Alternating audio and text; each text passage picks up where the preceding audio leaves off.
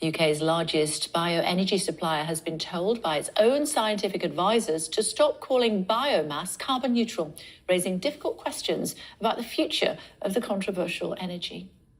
Drax has been running for a decade, and the whole premise on which Drax was converted to biomass and bioenergy, and the basis on which it's been given government subsidies for doing that, was that bioenergy is very low carbon or zero carbon.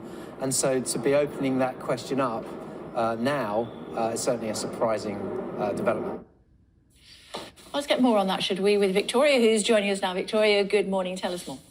Well, this is really all about biomass, which has always been controversial, and that's because of the way that it works. It involves burning wood pellets to create electricity on the basis that that is good for the environment, better certainly than coal, that's the idea, because you plant new trees that absorb those emissions. So in theory, it's classed as, well, in the UK it is classed as renewable, but it's controversial because how do you ensure that those emissions really are locked away forever? For example, if those new trees fall foul of a wildfire, then what happens?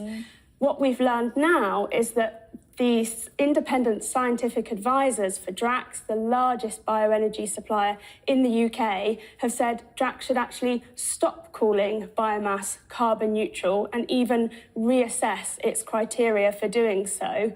Now, we've just heard that's a little bit surprising when they've been doing this for 10 years, converting their coal units into biomass and receiving big government subsidies for doing so. Now, the government and Drax have hit back very strongly, defending biomass, saying actually it can be done sustainably, but certainly this raises some questions about what happens to it and what kind of energy future we want when we're talking about energy security.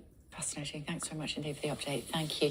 Let's have a look at our climate dashboard, should we? Here we go. This is what it's looking like this morning, using quite a lot of gas, as usual. Not very many renewables today.